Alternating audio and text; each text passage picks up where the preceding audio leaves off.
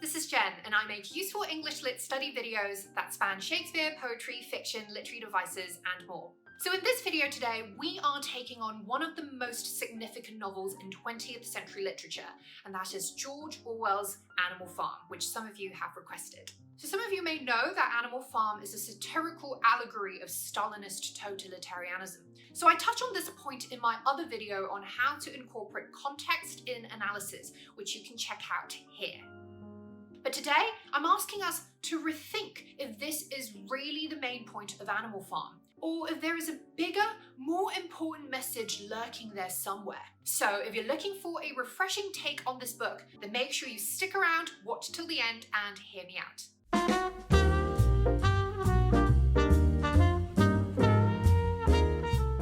So first, some context. The part that most people know about the historical background of Animal Farm is Stalin's iron-fisted rule over the Soviet Union from 1923 to 1952, and of course, Orwell's disapproval of it. In the book, Napoleon the Boar behaves and speaks in ways that clearly resemble Joseph Stalin. For example, Napoleon purges his former comrade-in-arms, Snowball, and proceeds to seize absolute power and establish a personality cult for himself, all the while demanding absolute obedience from all the animals. Likewise, Stalin persecuted his ex-comrade and archenemy, Leon Trotsky, and as we all know, went on to augment his political clout and eventually become the General Secretary of the Soviet Union's Communist Party, i.e. the supreme leader of the USSR. The parallels then are clear, and it's pretty much undisputed that Animal Farm is, to a large extent, a satire of totalitarian rule. But there's another part of the context that some of us may have ignored, which relates to England's literary and publishing culture in Orwell's time. Let's not forget that Britain, America, and the Soviet Union were actually allies in World War II, and this partnership is most iconically represented by the photograph of Churchill, Roosevelt, and Stalin at the Yalta Conference in 1945, which also happens to be the same year that Animal Farm was published. So naturally then, the predominant social narrative in early 1940s England was pro-Soviet. So Orwell's anti-Stalinist views were considered rather unpopular and maverick at the time, even though in hindsight they have become the mainstream evaluation of Stalinist and totalitarian rule. So this means that Orwell was writing against considerable headwinds, and getting Animal Farm published was no less than an uphill battle.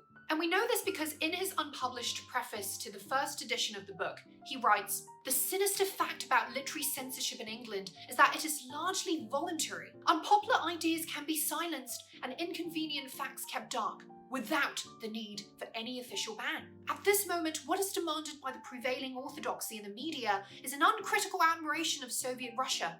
Any serious criticism of the Soviet regime is next door to unprintable." So here, Orwell presents what is perhaps the greatest irony. Even without the presence of a totalitarian government which bans the publication of anti-establishment works, Orwell faced the same kind of censorship in liberal democratic England as one would perhaps in a totalitarian Soviet Union. And most tragically of all, he points out, is that this sort of censorship is entirely self-imposed by the British on the British, out of ideological slavishness, intellectual sloth, and moral expediency. So, how does all this apply to Animal Farm? Perhaps one way of understanding the book is that the animals don't really suffer because of Napoleon's totalitarian rule, but rather they suffer because they willingly give in to living under Napoleon's rule, which is not unlike the way the British intelligentsia in Orwell's time self-censored and willingly filtered out writing which didn't align with the pro-Soviet narrative. In Animal Farm, some animals give in because they can't be bothered to rock the boat, like old Benjamin the donkey, who believes that life is misery regardless of who's in charge, while others, like Boxer the hard-working horse, give in because they gradually indoctrinate themselves into the misguided belief that Napoleon is really a good leader. But all of them give in fundamentally because of fear.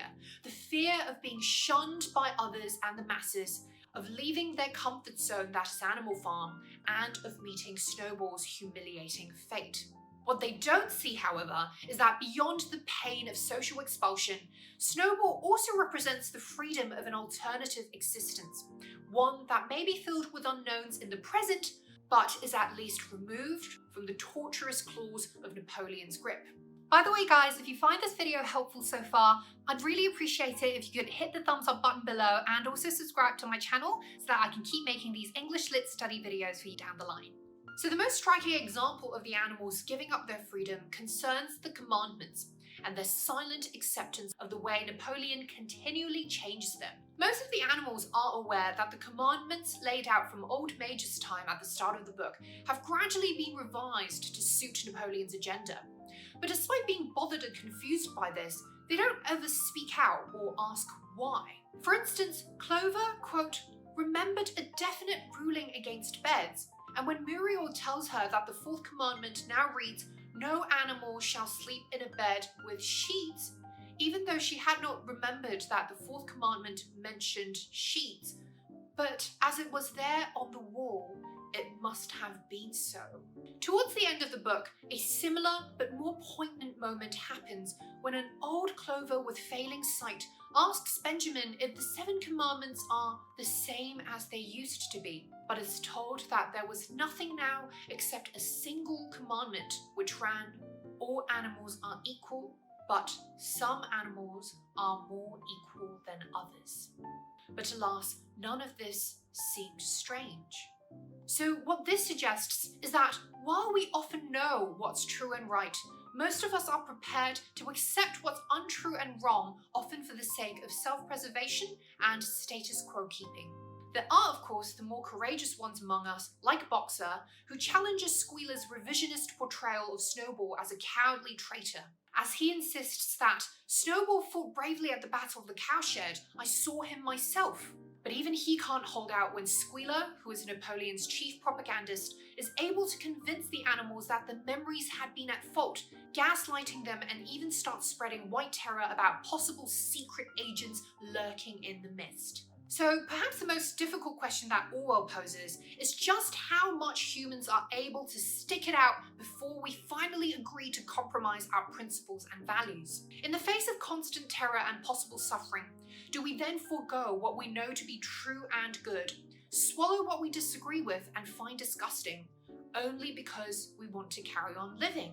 But what is the meaning of living such a life, Orwell suggests, if we end up being like Boxer, who toils away his entire life working hard at building the windmill for Animal Farm, only to ultimately be sent to the abattoir in his old age, discarded at the first sign of waning usefulness? Or like Clover, who spends her life in mute submission and moral confusion, finally becoming an old, stout mare plagued with arthritis and poor sight. So in the final chapter, Orwell hits home the meaninglessness of unprincipled existence when he writes, Muriel was dead. Bluebell, Jessie and Pincher were dead. Jones too was dead. And Snowball was forgotten, Boxer was forgotten, etc. So, what would you do if you were one of the many on Animal Farm? But maybe that's not really a question we can ever answer in the hypothetical, because until our moral limits are actually put to the test in real life, we won't ever know the true measure of our integrity. And that's for this video, guys. It's a slightly more discursive video than my usual ones, but I hope this gives you some interesting insights and a new perspective on the book. So let me know your thoughts in the comments section, and as always, please do hit the thumbs up button below, subscribe to my channel, and hit the bell notification so you never miss a top literary analysis video from yours truly. And I'll see you guys very soon. Bye!